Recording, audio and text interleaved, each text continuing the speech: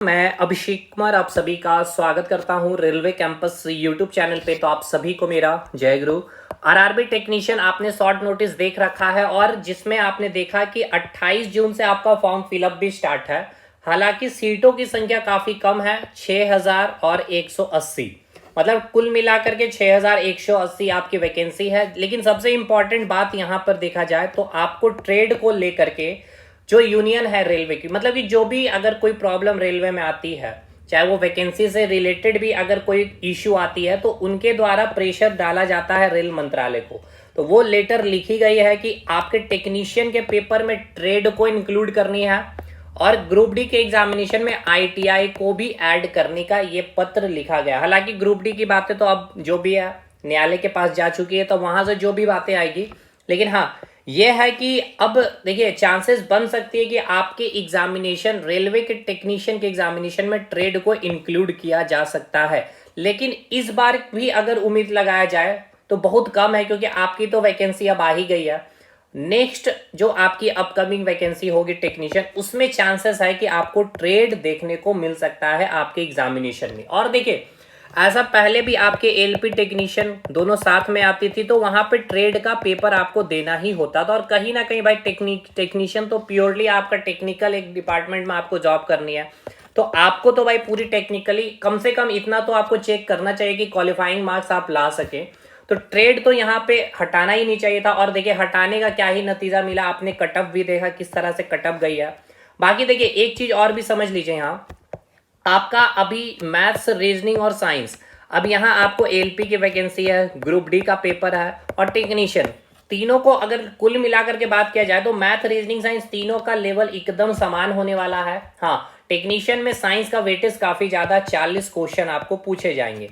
अब यहाँ बात किया जाए एलपी में आपको ट्रेड पढ़ना है और मोस्ट प्रोबेबली अब उम्मीद रखिए कि आपको टेक्नीशियन के लिए भी ट्रेड को इंक्लूड कर दिया जाएगा। और बहुत सही भी है, टेक्नीशियन में ट्रेड को इंक्लूड करना भी चाहिए।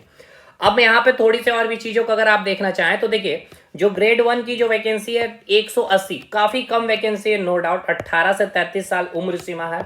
और ग्रेड 3 के लिए जहां पे आप देखा जाए तो आपको 18 से 30 और बाकी एज रिलैक्सेशन आपको दी जाएगी। 6000 कुल मिलाकर के वैकेंसी है, 14 से 6000 में आप पहुंच चुके हैं।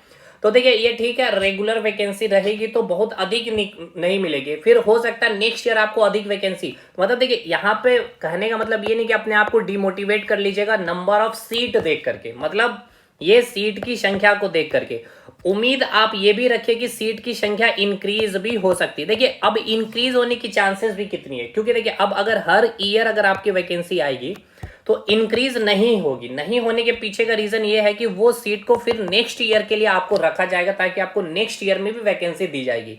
तो देखिए इंक्रीज होने की संभावनाएं काफी कम रखिए, लेकिन हो सकती है इंक्रीज, कोई डाउट नहीं है। और अभी ऐसी कोई भी सूचना नहीं है कि आपकी सीटें बढ़ेगी।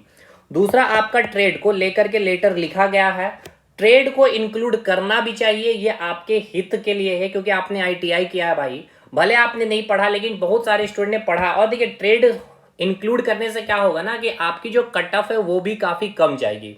बाकी बने रहें। साइंस का आपको पूरा एनसीईआरटी की कंप्लीट, जैसे मैंने आपको कहा कि साइंस को आप एक बार अच्छे से एनसीईआरटी, देखिए हर लोग एनसीईआरटी ही आपको पढ़ा रहे हैं, लेकिन फिर भी इसके बावजूद भी वही पेपर हो रहा, वही सिलेबस है, वही सारी क्वेश्चन है, वही चीजें रिपीटेशन, उसके बावजूद भी साइंस में आपके मार्क्स नहीं बन रहे हैं।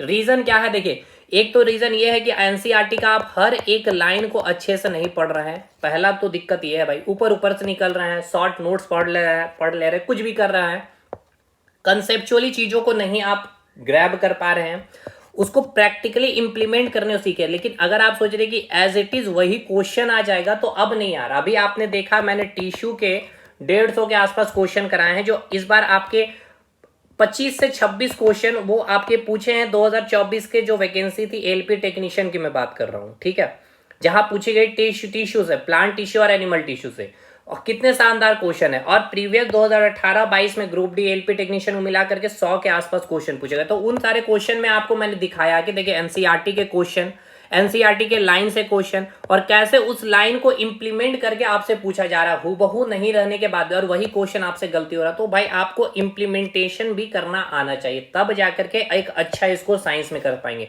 केवल एनसीईआरटी करने से नहीं होगा था। और बाकी फ्री ऑफ कॉस्ट इस चैनल पे कराया जा रहा है, एक बार विजिट करिए, क्लासेस करिए, फिर आपको समझ में आएगी।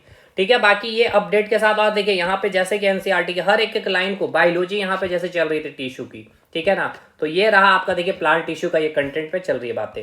तो खैर ये आपका वैकेंसी का अपडेट है टेक्नीशियन को लेकर के, आप तैयारी करिए, बने रहिए भाई, कहीं ना कहीं आपकी एक ना एक एग्जामिनेशन क्रैक हो जाएगी। अपने रिदम को टूटने ना दे, मैथ्स, रीजनिंग और साइंस, ठीक है। और अपने साथ में ट्रेड को भी एक्टिवेट करके रखिएगा, छोड़िएगा नहीं, क्योंकि एलपी की भी वैकेंसी अब आपके पास है। तो और ये देखिए एक ही एग्जामिनेशन है, बहुत जल्दी इसको कंप्लीट भी करा लिया जाएगा। तो भाई सीटों की संख्या उम्मीद कम रखिए, ट्रेड को इंक्लूड करने की चांसेस है, ठीक है। पिछले बार भी डिमांड हुई थी, इस बार भी उम्मीद रख सकते हैं। हालांकि वह नोटिफिकेशन आ गई, लेकिन नेक्स्ट वैकेंसी में काफी चांसेस होगी कि आपको ट्रेड देखने को मिल सकता है। धन्यवाद तब तक के लिए।